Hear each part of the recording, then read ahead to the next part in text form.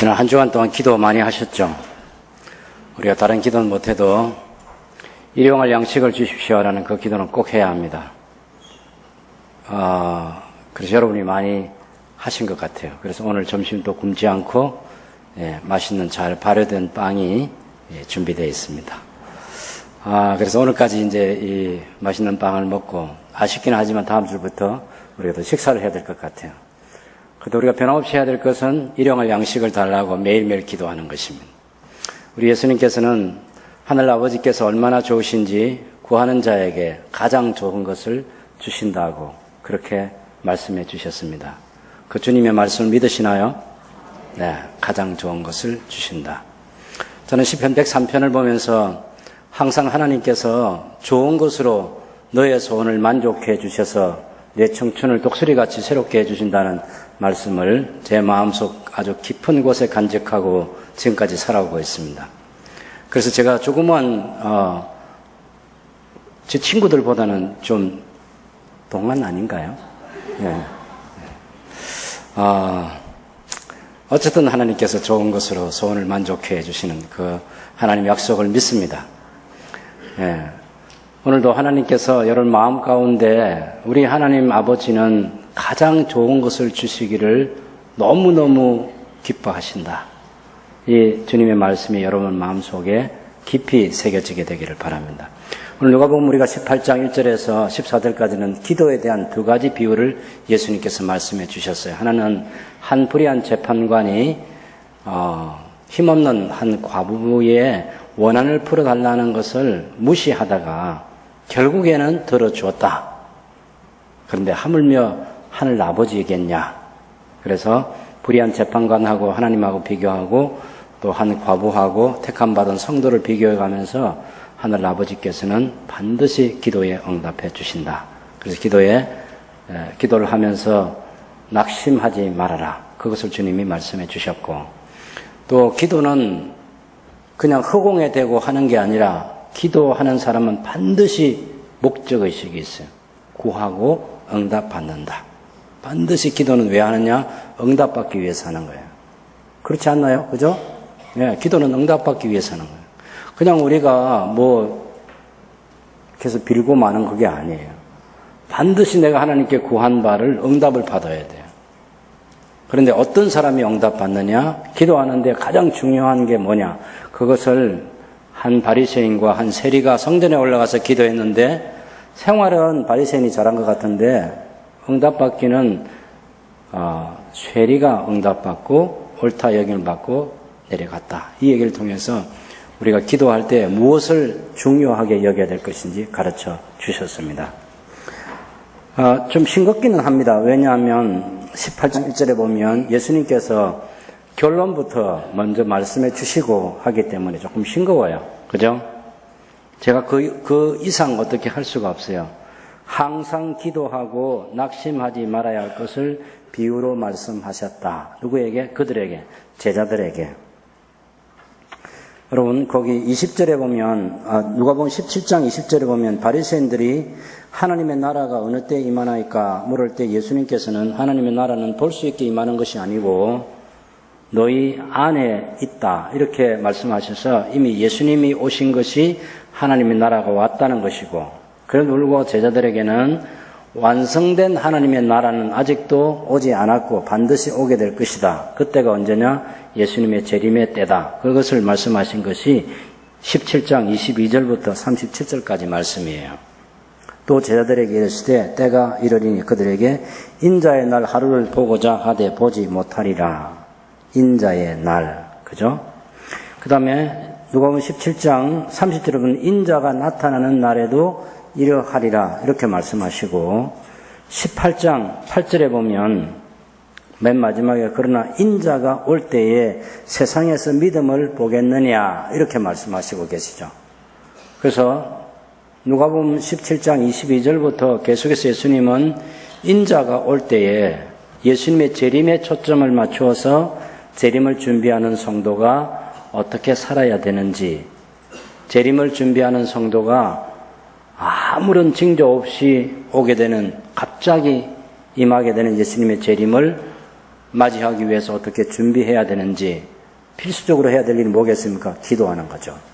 근데 그 기도하면서 예수님의 재림이 생각하는 시간만큼 짧지 않다는 거죠.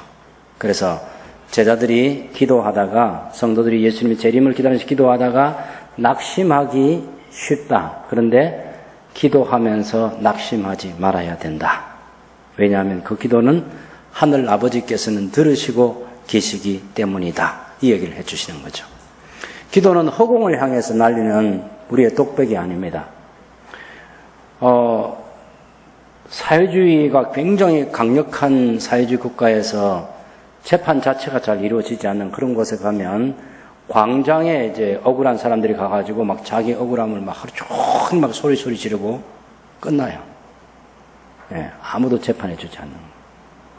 그런 광장에 가서 그냥 소리를 한번 내보는 것으로 그냥 끝납니다. 기도는 그런 게 아니라는 거죠. 기도는 반드시 기도의 대상이 있고 기도의 내용이 있고 그래서 기도의 대상, 기도를 받으시는 그분이 기도에 반드시 응답해 주신다. 그분이 누구냐면 하늘 아버지시다. 그 얘기를 강조해 주는 거죠. 그래서 제자들에게 예수님의 재림을 기다리면서 준비하고 살아가면서 여러 가지 어려운 일들, 유혹을 당하기도 하고 거짓 그리스도가 나타나서 자기가 그리스도로 말하는 그런 유혹도 있고 핍박도 있고 환난도 있고 그리고 주변에 살펴보면 세상 사람들은 전혀 재림과 상관없이 먹고 마시고 시집가고 장가가고 하나님하고는 아무 신앙적 어떤 관계도 갖지 않고 살아가는 사람들이 주변에 많이 있고 또 도덕적으로 타락해서 롯의 때와 같이 동성애가 만연하게 돼서 하나님 창조의 질서를 파괴하는 것들이 심해서 하나님께서 하늘에 유황 불비를 내려서 심판하지 않으면 안 되는 그런 세상 모습들도 보이게 되고 그래서 롯같이 어려운 사람들은 너무나 고통스럽게 되는 그런 시간이 많게 되고 그러면 그럴수록 하나님은 어디 계십니까? 이런 질문을 하게 되죠. 이렇게 사람들이 하나님과 아무 관계없이 살아가고 하나님을 대적하는 삶을 살아가는데 어떤 조치도 취하고 있지 않는 하나님 보면서 도대체 하나님은 살아 계십니까? 계시다면 어디 계십니까? 기도하면서도 낭망하기 쉬운 거죠. 예수님은 그런 제자들에게 기도하면서 절대로 낙심하지 말아라. 예수님이 비유를 얘기할 때 한 불의한 재판관이 있었는데 그 불의한 재판관에게 어떤 과부가 자기가 원한이 있어서 그것을 풀어달라고 하는데 안 풀어준다는 거예요. 그런데 계속해서 가서 풀어달라고. 그래서 이 재판관이 귀찮아서 풀어줬다는 얘기예요. 이거 잘못 생각하면 이 불의한 재판관도 나쁘지만 이 과부도 나쁜 사람으로 취급하기 쉬워요. 왜냐하면 재판관은 첫째는 하나님을 경외하지 않고 사람을 무시하니까 그 사람은 나쁜 재판관이죠. 원래 유대인 공동체에서 재판관은 이런 사람들이 아니고 사내들인 공회라든지 120명의 사람 이상으로 모이는 유대 공동체는 반드시 재판관이 있게 돼요. 왕은 없어도 재판관은 있습니다. 그래서 우리가 역대하를 보게 되면 여호사밧 시대에 그 시대를 개혁할 때 여러 성읍의 도시에 또 동네마다 그렇게 재판관들을 세워서 하나님의 통치가 율법으로 그 통치가 이루어지도록 그렇게 했습니다. 한번 볼까요? 여러분, 우리가 역대하 19장을 한번 보겠습니다. 역대하 19장. 네.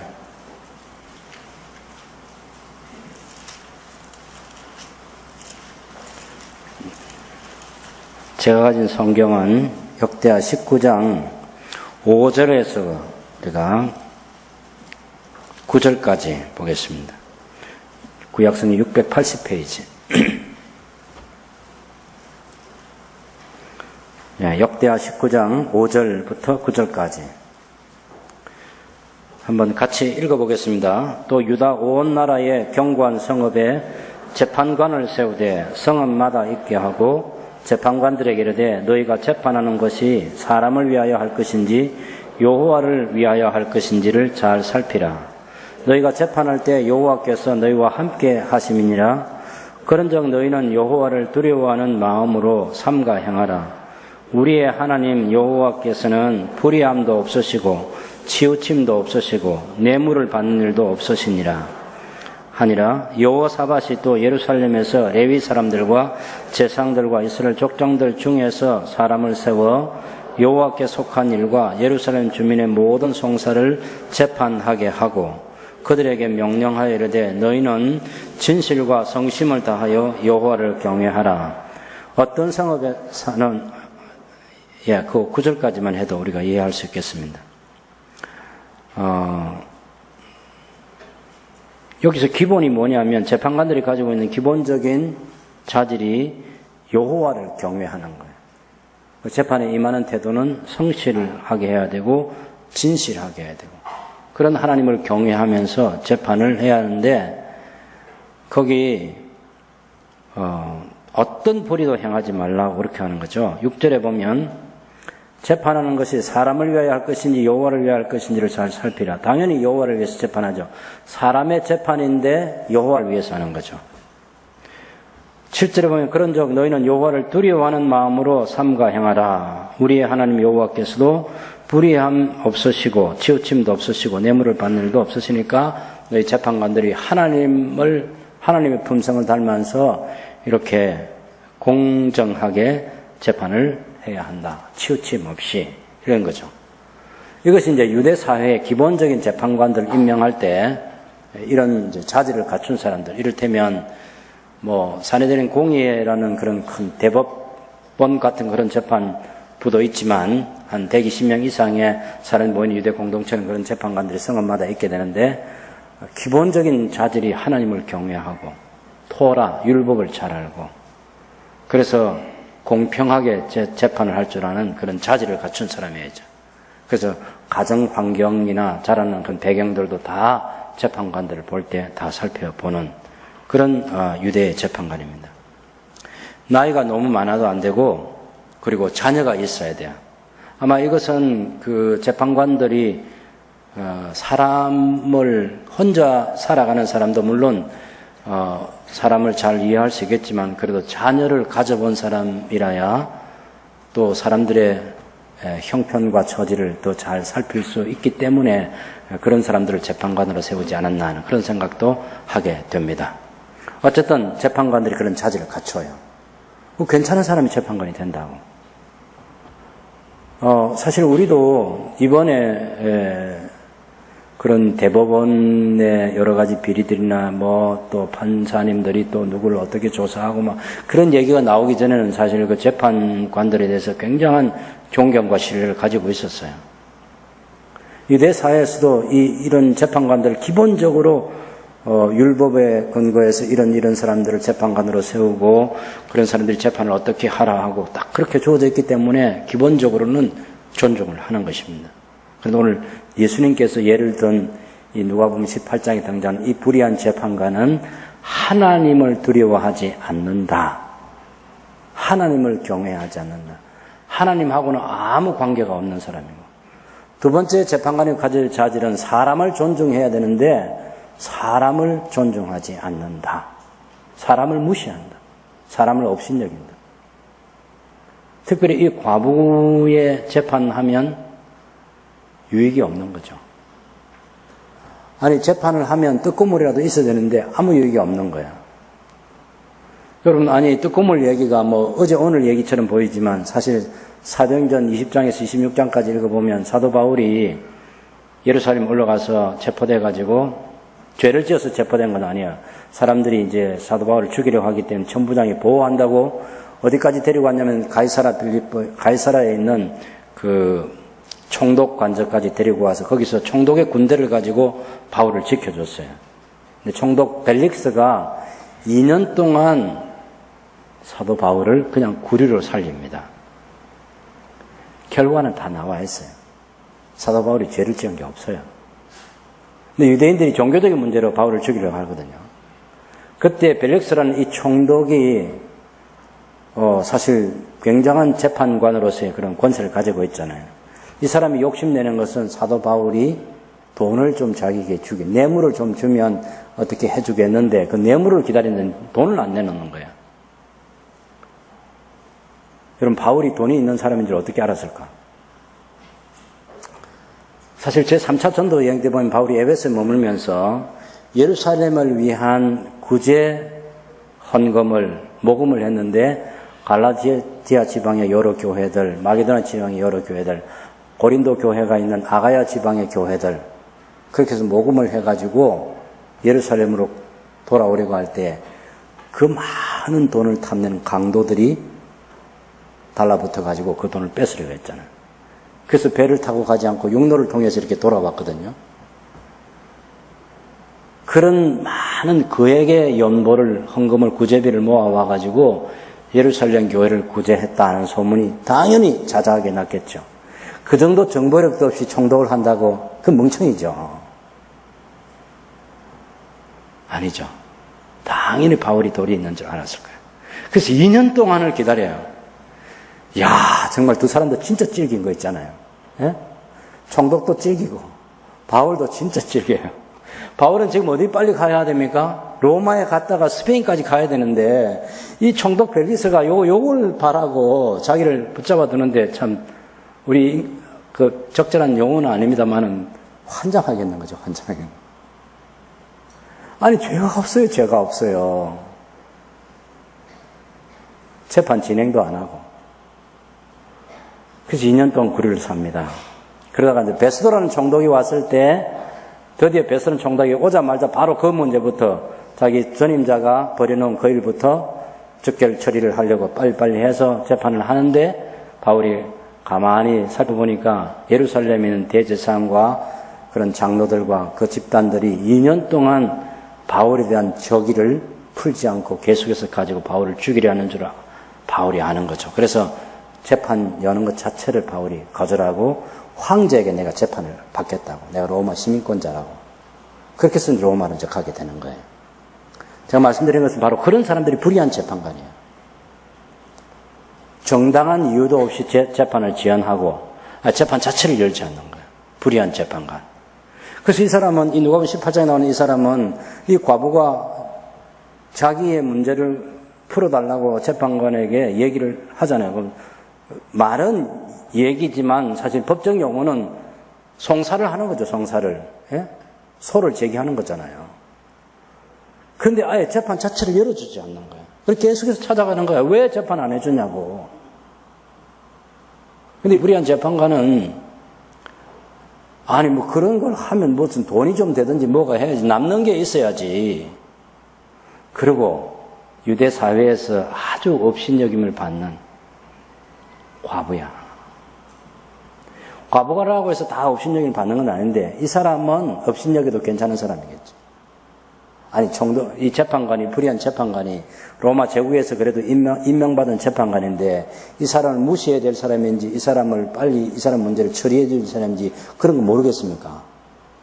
그러니까 이 과부는 무시해도 될 사람으로 그렇게 생각해서 재판을 안 해주는 거예요. 근데 이 과부가 가지는 실력을 몰라요. 이 과부의 실력은 어떤 실력이 있냐면 해결해 줄 때까지 찾아가는 실력이 있어요. 야, 이거 보통 실력 아닙니다. 사실 성공하는 사람들은요, 이런 사람들이 성공하는 거예요. 공부 그게 어려워 보이도 내가 끝장을 내겠다 하면 끝장이 나는 게 공부예요, 그게. 별거 아니야, 그거. 찔린 사람이, 이 사람이 진짜 실력이라니까. 공부가 별거예요. 엉덩이를 의자에 오래 붙여놓고 있는 사람 반드시 공부에 성공하는 거예요, 이게.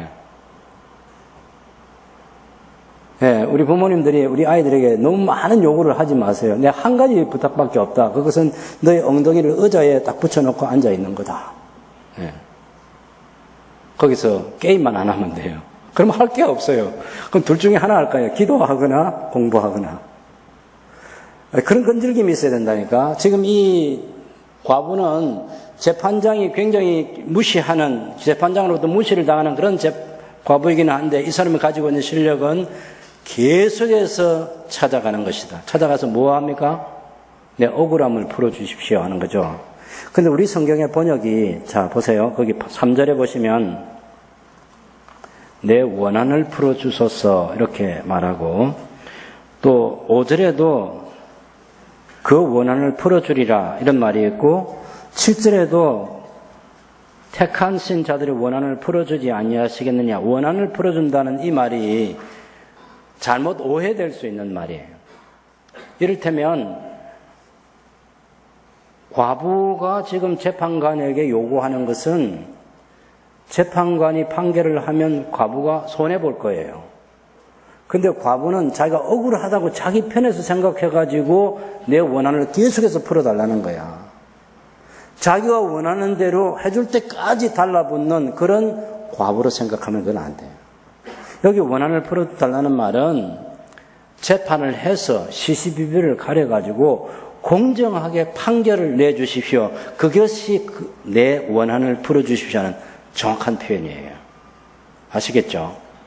거기다 여러분 써놔야 돼요. 네, 적자생존 모르세요? 적자생존. 적는 사람이 생존합니다. 왜냐하면 이거 안 써놓으면은 금방 잊어버려. 다음에 두 번째 성경 읽을 때 또 그냥 똑같이 내 원한을 풀어서 그렇게 읽는다니까. 그래서 21세기 번역이라는 책인데 거기 보면 저와 저의 적대자 사이에 올바른 판결을 내려주십시오 하는 그런 말이고, 헬라어로는 이 말이 두 가지 뜻인데, 하나는 복수하다는 말도 있고 하나는 재판을 집행하다는 말도 있는데, 재판을 집행해달라는 겁니다. 시시비비를 가려서 공평하게 재판을 해 주십시오. 그것이 내 원한을 풀어주십시오 하는 그 말이에요. 그렇게 해가지고 그 뒤에도 그러면 5절도 보면, 5절도 이 재판관이 그 원한을 풀어주리라 하는 것은 내가 재판을 해서 공정하게 판결을 해 주리라 그 말이에요. 아시겠죠? 내가 재판을 해서 공정한 판결을 내려주겠다 하는 말이에요. 당연히 거기 이제 7절 말씀도 그런 거죠. 하나님께서 그냥 우리 성도들 편들어주는 거 아닙니다. 하나님께서 그냥 편들어주는 게 아니라 거기서도 올바른 판결을 내려주리라. 요거는 18장 7절에 하물며 하나님께서 그 밤낮 부러지는 택하신 자의 원한을 풀어주지 아니겠느냐. 그 말은 밤낮 부러지는 택하신 자들이 밤낮 부러지는데 그들에게 올바른 판결을 내려주지 않겠느냐 하는 거죠. 이거 잘못하면 우리 성도들을 나쁘게 보는 거예요.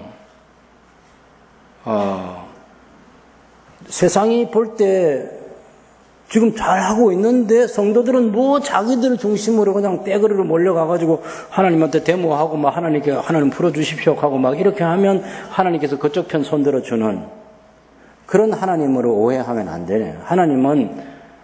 하나님은 재판에 대해서 아주 예민하신 분이고, 하나님은 가난한 자라고 해서 봐주지 말고 부자도 두둔하지 말고, 이 기본 원칙이에요. 성도들이 잘못된 것은 하나님께서 잘못됐다고 판결을 해주시지, 성도들이 잘못된 것도 막 자꾸 달라붙으면 막 억울합니다, 하나님 막 풀어다 주세요 하면 그냥 성도 편 손들어주는 그런 하나님 아니에요. 여러분, 이 과부를 너무 가볍게 생각하면 안 됩니다. 이 과부는 정당한 요구를 하고 있는 거예요. 정당한 요구. 재판관에게 재판해 주세요. 첫째는 재판을 열어달라는 것이고, 두 번째는 공정하게 시시비비를 가려주십시오 하는 것이고. 그 재판관은, 그런데 이 재판관은, 불의한 재판관은 그것이 옳아서 해주는 게 아니고 계속해서 얘기하니까 귀찮아서 해줘. 그 귀찮아서 재판해주는 그 재판관하고 공의로우시고 자비로우신 하나님 아버지하고는 다르다. 그 얘기하는 거예요. 여러분, 이 과부가 지금 재판관에게, 불의한 재판관에게 요구하는 것은 정당한 요구입니다. 정당한 요구. 그리고 우리 사회가 좀, 유대 사회도 특별히 관심 써야 될 세 부류의 사람이 있는데, 첫째는 고아, 둘째는 과부, 셋째는 나그네. 그래서 이제 그 누가복음, 그 룻기도 보면 그 이방인 나그네 룻이 베들레헴에 왔을 때 이삭 죽도록 배려해주는 그런 거 있잖아요. 그것이 레위기 19장에 보면 그 이삭을 추수할 때 그 다 거두지 말고 좀 남겨두어서 그런 나그네들이 자기 생존에 필요한 것 최소한의 그것은 구할 수 있도록 해줘야 된다. 그것이 성경 정신이란 말이에요. 그래서 하나님의 특별한 관심이 되는 이 과부인데 그 사람을 무시했다는 거예요. 근데 재판관이 무시하든 말든 이 과부는 결코 무시당할 만한 그런 사람은 아니거든요. 자기가 요구하는 것은 정당한 재판만 해주면 된다는 것입니다. 그 요구를 들어줘야 된다는 거예요. 직접 관계는 안 되지만 새송교회도 혼자 사는 어르신들이 많잖아. 그죠? 남편 없이 혼자 손드는 사람 손드세요 하면 많이 들 것 같아. 여기 딱 내 눈에 다 보이는데. 저런 어르신들이 바보가 아니란 말이에요. 아무 생각도 없이 막 대놓고 막 자기 주장만 하고 자기 소리만 지르는 그런 사람들은 아니라 그 말이에요. 혹 교회에 요구할 때도 정당한 요구를 하고 생각을 하고 기도하면서 적어도 그 정도 양심 가지고 살아왔고 지금도 살고 있는 분들인 거죠. 제가 보면 우리 어르신들 특별한 교회 부탁은 없는 것 같고 무더운 여름날 추운 겨울에 집에 오고 가면서 너무 덥고 쓰러질 것 같으니까 너무 추워서 넘어질 것 같으니까 차 좀 태워달라는 게 저한테 얘기한 지 오래된 것 같은데 그걸 언론을 해서 해주기로 했는데 아직도 자원자가 없대. 자원자가. 오늘 제 얘기 잘 듣고 빨리 자원자가 사무실에 신청을 하든지 해가지고 차는 저희 교회 차 있잖아요. 그래서 멀지도 않아요. 여기 도계동 안골에 가는 건데 가서 모시고 오고 식사하시고 모셔다 드리고 그 정도 소원은 우리도 들어줘야 되겠습니다. 괜찮죠? 억울한 것도 아니야 그거는. 지금 다시 설교 본문 들어가 보면 이 과부가 요구하는 것은 정당한 요구. 시시비비를 가려달라. 왜 재판을 안 열어주냐. 그래서 그걸 계속해서 얘기하는데 6절에 보면 이 재판관이 어디래 그 원한을 내가 앞으로 공정한 재판을 안 해주면 재판을 해주지 않으면 늘 와서 나를 괴롭게 하는데 귀찮게 하는데 귀찮아서라도 막 들어준다. 그런데 예수님께서는 제자들에게 얘들아 불의한 재판관이 한 말 잘 들어. 그 재판관은 자기가 귀찮아서 해준다고 그래서. 그런데 하물며 하나님께서 그 불의한 재판관은 귀찮아서라도 해주는데 하물며 하나님께서는 그 밤낮 부르짖는 택하신 자들의 기도를 들어주시지 않겠느냐 하는 거죠. 택하신 자들이 하나님께 바라고 있는 공정한 공의로운 하나님의 통치를 위해서 기도할 때 하나님께서 공정한 통치를 시행하시지 않겠느냐. 반드시 하신다. 그리고 속히 하신다. 그래서 제 아들 보고 낙심하지 말라고 하는 거예요. 낙심하지 말라고. 성경을 읽을 때 이런 한 단어가 중요한 거죠. 하물며 하는 거 있잖아요. 하물며. 불의한 재판장하고 하나님하고 비교하고 과부하고 성도하고 비교해가지고 하물며 자비로우신 하나님께서 공의로우신 하늘 아버지께서 당신께서 기뻐서 좋아서 택하신 자들 거룩한 하나님의 아들들 되게 하시기 위해서 택하신 자들 그리고 당신의 언약 백성 삼아주신 자들의 밤낮 부르짖는 원한을 밤낮 부르짖는 하나님의 공정한 통치를 위해서 기도하는 그 소리를 들어주시지 않겠느냐. 들어주신다. 그 말씀이죠. 그러면 도대체 성도들이 하나님을 향해서 기도하는 게 그게 뭐겠습니까? 예수님이 이미 누가복음 11장에서 하나님의 이름 높임 받는 것, 하나님의 나라가 임하는 것, 하나님의 뜻이 이루어지는 것. 그것이 마태복음 7장 7절에서도 11절까지 구하라 찾으라 문을 두드리라 찾는 자에게 반드시 찾기게 된다고 자식이 아비에게 생선을 달라 하면 뱀을 주고 알을 달라 하면 정갈을 주고 그럴 사람이 있겠냐? 악한 부모라도 자식에게 좋은 것을 줄 줄 아는데 하물며 하늘에 계신 너희 아버지겠느냐? 예수님께서 누가복음 11장 5절에서 8절까지 말씀 보면 한 친구가 찾아와서 떡을 달라 할 때 친구 때문에는 떡을 못 주지만은 체면 때문에는 떡을 준다고 했잖아.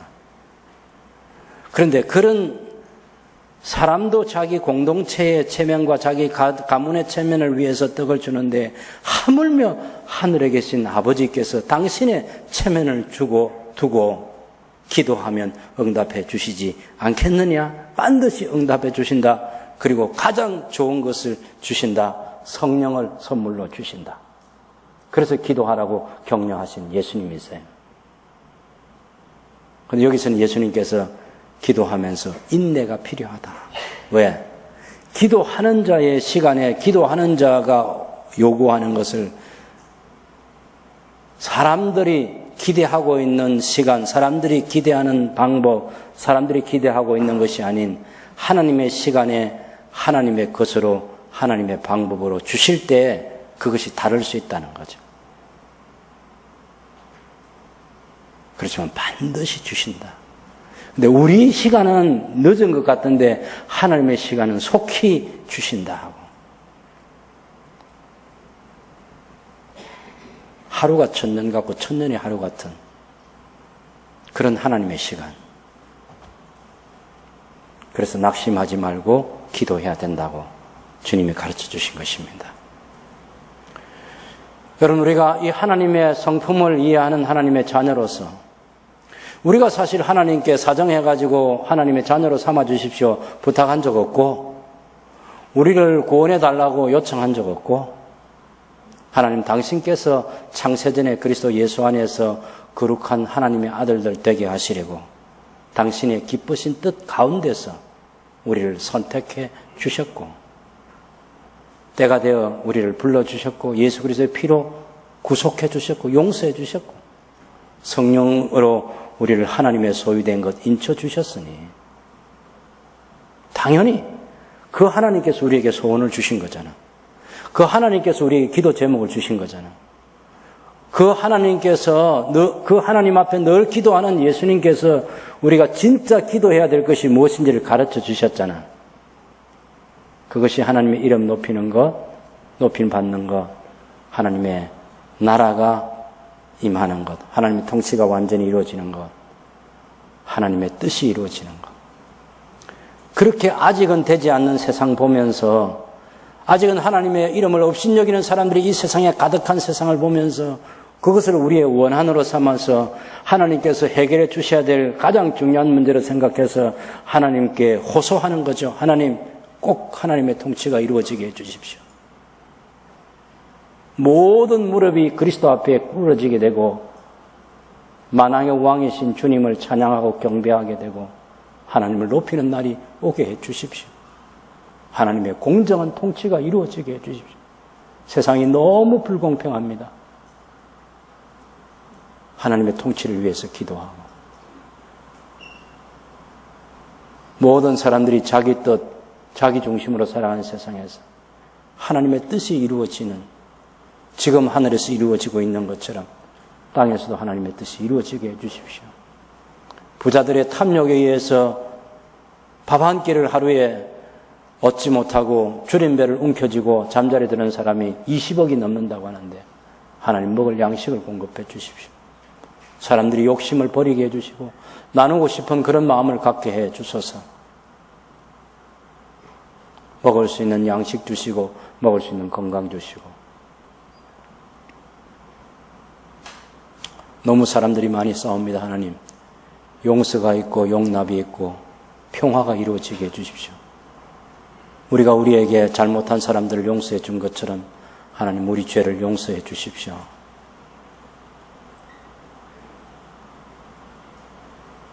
시험에 들지 않게 해주시고 악한 자에게서 우리를 건져 주십시오.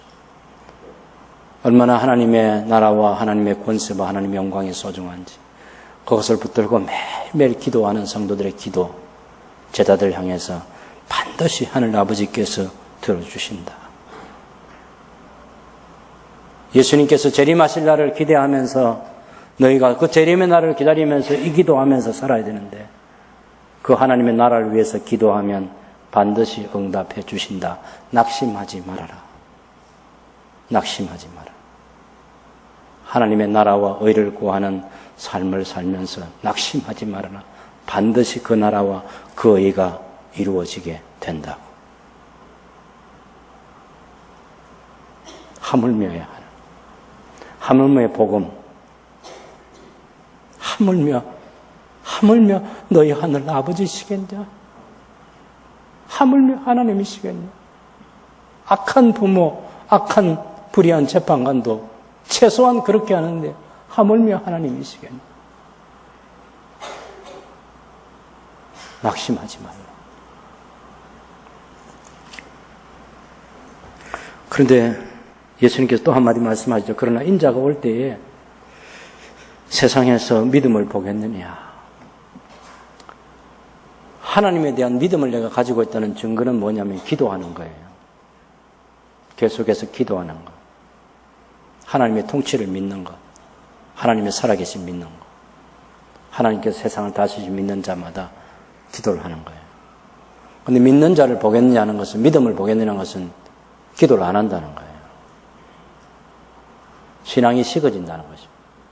불법이 성행하게 된다는 거예요. 사랑도 식어지고. 인자가 올 때에 믿음을 보겠느냐? 하나님에 대한 신앙을 가지고 계속해서 기도하면서 그 나라와 그 의를 기다리는 사람들이 있겠냐? 예수님 이 말씀은 오히려 반어법을 사용해서 제자들에게 너희는 반드시 기도해야 된다. 그거죠. 믿음을 가지고 기도해야 된다. 더 강하게 말씀하시는 거예요. 세상에서 믿음을 보겠느냐? 그럼 너희도 믿음을 뭐 버리라. 그런 얘기가 아니고 세상에서 믿음을 보겠냐?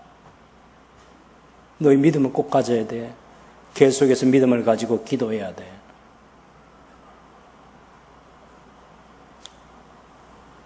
저와 여러분이 우리 신앙의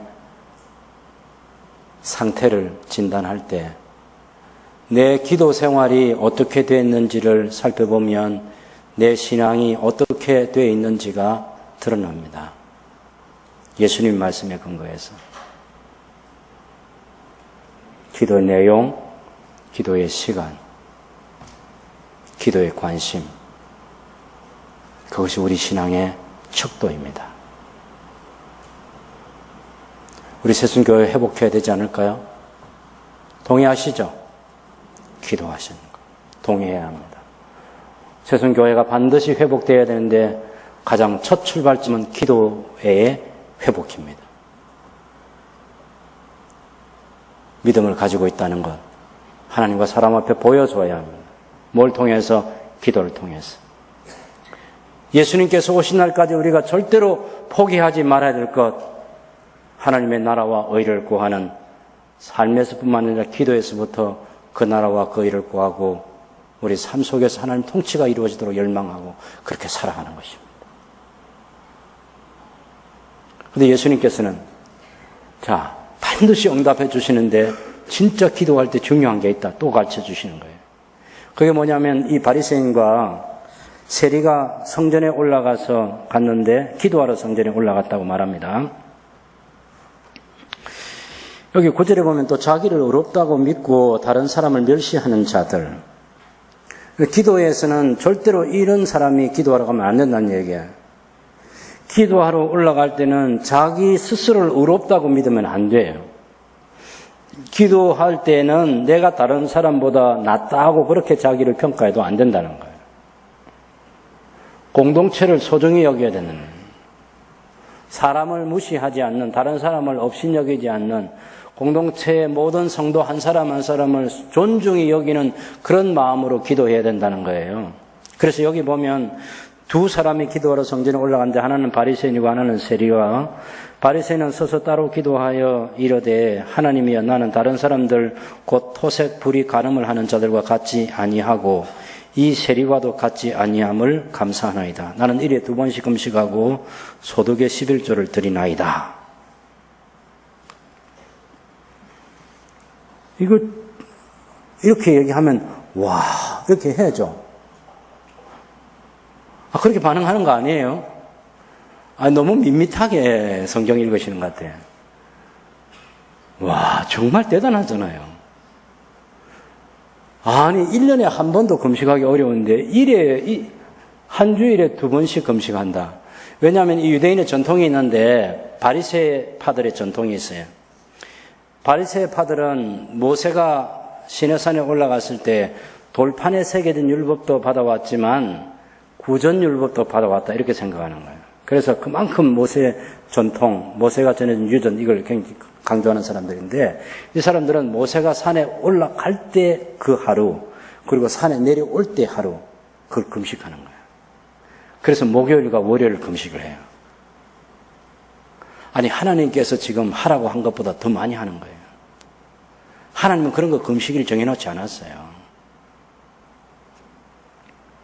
그래서 이 사람이 하나님 제가 1회 2번씩 금식합니다. 이 말은 자기 스스로 생각만 해도 이게 뿌듯한 거예요. 이게. 예? 여러분 그런 거 없나요? 여러분 자신은 딱 기도할 때 하나님 제가 이 정도 했으면 한 주간 동안 잘 살았잖아요. 성경 열심히 읽었죠. 제가 기도 많이 했죠. 착한 사람 했죠. 남 해롭게 하지 않았죠. 좋은 일도 했죠. 뭐 이런 거 등등 갖고 와가지고 기도할 때는 내가 뭐가 된 것처럼 그렇게 생각하죠. 사실 바리새인이 내가 1회 2번씩 금식합니다. 내 삶이 저 사람들처럼 그렇지 않습니다. 불의를 행하는 사람, 강도짓을 하는 사람, 간음을 행하는 사람, 그런 사람과 나는 저 세리와 창기들과 나는 같지 않습니다. 내 삶은 엄격한 율법에 근거해서 철저하게 율법적인 사람이 되려고 노력하는 삶에 흠이 없는 사람으로 살기 위해서 노력하는 그래서 하나님 지금 이 성전에 올라간 이 사람은 틀어서 먼지가 안 나는 그런 사람입니다. 이 얘기를 하고 싶은 거죠. 예. 하나님 저는 이 정도 깨끗합니다. 소득의 11조까지 드리나이다 이렇게 얘기하잖아요. 소득의 11조. 그냥 우리가 생각하는 단순한 소득의 11조가 아니고 마태복음 23장에 보면 예수님께서 이 바리새인들에 대해서 얘기할 때 이런 얘기를 했어요. 너희 위선자들이라고. 그들의 위선자들의 생활 가운데 11조는 성경이 요구하는 것보다 그 이상으로 했어요. 정말 중요한 하나님의 공의, 하나님의 긍휼, 그것은 버리는 사람들이 이렇게 얘기하는 거예요. 여러분 성경 한번 볼래요? 마태복음 23장 23절에 보면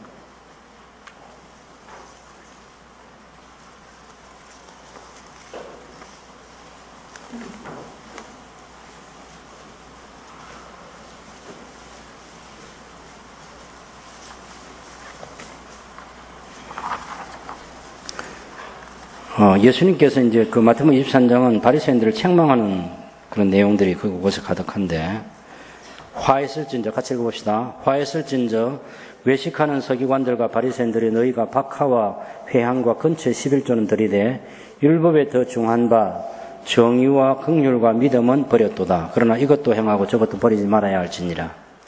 자, 보세요. 이 사람들이 박하, 회향, 근처 11조 내는데 사실 성경에는 율법에는 신명기나 민수기나 레위기를 보면 곡식, 또 포도주, 기름 이것만 11조를 하게 되어 있어요. 신명기 14장 22절 23절 너네 마땅히 매년 토지 소산의 11조를 드릴 것이며 네 하나님 여호와께서 그의 이름을 두시려고 택하신 곳에서 내 곡식과 포도주와 기름의 11조를 먹으며 내 소와 양의 처음 난 것을 먹고 내 하나님 여호와를 경외하기를 항상 배울 것이니라. 민수기 18장 12절에도 보면 그들이 여호와께 드리는 첫 소산 곧 제일 좋은 기름과 제일 좋은 포도주와 곡식을 내게 주었은즉 레위기 27장 30절에 그리고 그 땅의 10분의 1 곧 그 땅의 곡식이나 나무의 열매는 그 10분의 1은 여호와의 것이니 여호와의 성물이라. 그래서 하나님께서 지금 말씀하시 않은 것까지 드리는 거예요. 그렇게 하면 할수록 더 우쭐해지는 거 있잖아요. 야, 하나님 저는 이렇게 정해놓은 것보다 제가 더 많이 드립니다. 성경에는 금식을 그렇게 하라고 하지 않았지만 우리 바리새인들은 모세가 산에 올라간 날 내려온 날을 기념하면서 우리가 금식하면서 경건하게 살려고 노력합니다. 이야, 감동적이에요. 이런 사람이 있으면 바로 우리가 장로로 뽑아야 돼요. 예, 우리 가운데 가정 신앙의 모범이에요. 옛날 제가 어릴 때, 제가 청년 시절에 교회에서 장로 선출할 때는 어떤 사람 뽑느냐 하면 주일 공예배 참석하는 사람. 그러면 주일 오전 예배, 주일 저녁 예배. 그 다음에 수요 예배, 금요일 구역 모임. 그리고 11조. 예. 그 정도만 하면 굉장히 모범적인 교인이에요. 그런 면에서 이 바리새인은 바로 장로가 되고도 남는 사람이에요. 예? 형식적으로 보면. 근데 이 속에 뭐가 있어요? 굉장한 교만함이 있는 거예요. 굉장한 교만함. 하나님이 절대로 봐줄 수 없는 게 교만이야. 삶은 대단해요, 정말. 이건 예수님께서도 말씀하셨어요. 이 사람들의 삶은요, 딱 주님의 눈으로 볼 때 위선이 보인 거지, 그냥 일반 사람들이 볼 때는 굉장히 훌륭한 신앙인으로 보이는 겁니다. 우리 예리한 주님의 눈이 이 사람들의 속을 안 보실 리가 없는 거지. 그래서 하나님 앞에 깨끗하게 살았다고 얘기하는 거, 금식하고 11조 드리고, 이 11조는 보통의 11조가 아니라 자기 재산의 전부의 11조, 소득의 11조로 하지만 사실 성경을 잘 살펴보면 그 말은 자기가 가지고 있는 전 재산의 10분의 1을 잘 드리는 사람. 그러니 얼마나 훌륭한 신데. 누구하고 비교합니까? 세리와 자기를 비교하는 거죠. 그래서 공동체에서 이 사람을 밀어내는 거예요.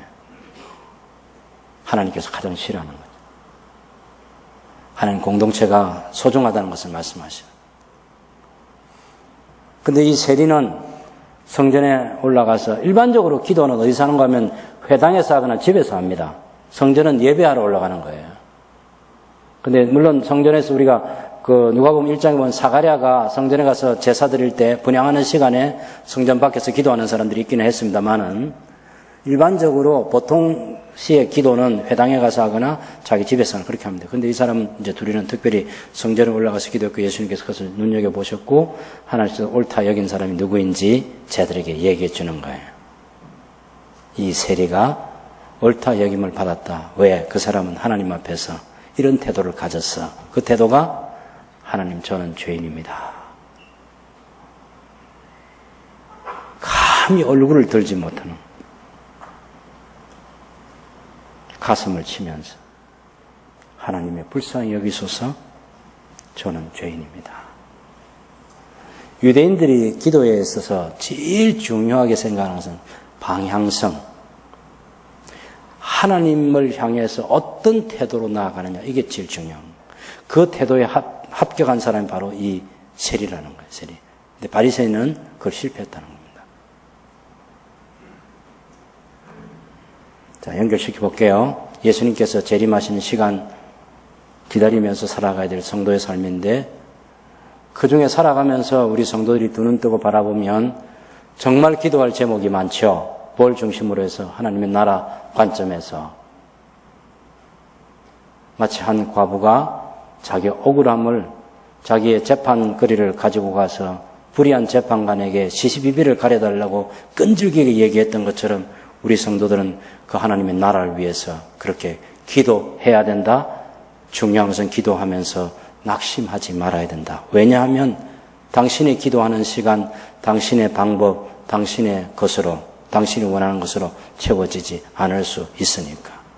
그러나 하나님의 시간은 굉장히 속히 들어주시는 것이고 하나님의 것으로 하나님의 시간에 하나님 방법으로 주신다. 하나님이 누구냐? 당신께서 기뻐서 좋아서 우리를 택하신 그 아버지시라는 겁니다. 반드시 응답해 주신다. 낙심하지 말아라. 근데 하나님께 기도할 때 태도가 중요하다. 겸손해야 된다. 절대 남과 비교해서 자기를 우월하게 생각하면 안 된다. 그러니까 하나님 앞에서 절대자이신 그 하나님 앞에 절대적인 존재로 서는 거예요. 하나님 사람과 비교해가지고 내가 어렵다 어렵지 않다 이게 중요한 게 아니고 하나님 앞에서는 우리 모두가 항상 죄인이 되는 거예요. 그렇지 않은가요? 하나님 앞에서 우리 모두가 언제나 하나님의 긍휼과 자비를 구할 수밖에 없는, 사람들 눈앞에서야 내가 어떻게 평가를 받았든 하나님의 눈앞에서 속일 수 없는 내 자신을 정직하게 드러내면 하나님의 긍휼과 자비를 구할 수밖에 없는 그런 겸손함과 자비로우신 하나님의 은총만을 간구하는 자세로 하나님께 기도해야 된다. 그러면 반드시 구하고 응답받는 기도의 삶을 살 수 있다. 근데 이것은 단지 기도에만 그런 것이 아니라 하나님의 나라에 들어가는 데도 굉장히 중요하다. 그래서 그 뒤에 읽어보면 어린아이들을 예수님께서 용접해 주면서 바로 천국이 이 어린아이 위에 것이다. 이렇게까지 얘기해 주시는 거예요. 쉬지 않고 계속해서 기도하는 성도, 기도하면서 낙심하지 않는 기도 생활, 그리고 믿음을 드러내기 위해서 절대로 기도의 끈을 놓지 않는 기도를 지속하는 신앙생활, 기도하면서 겸손하게 기도해서 응답받는 하나님의 사랑, 그렇게 해서 하나님께 영광과 찬송을 올려드릴 수 있는 복된 성도의 삶을 살아갈 수 있게 되기를 바랍니다.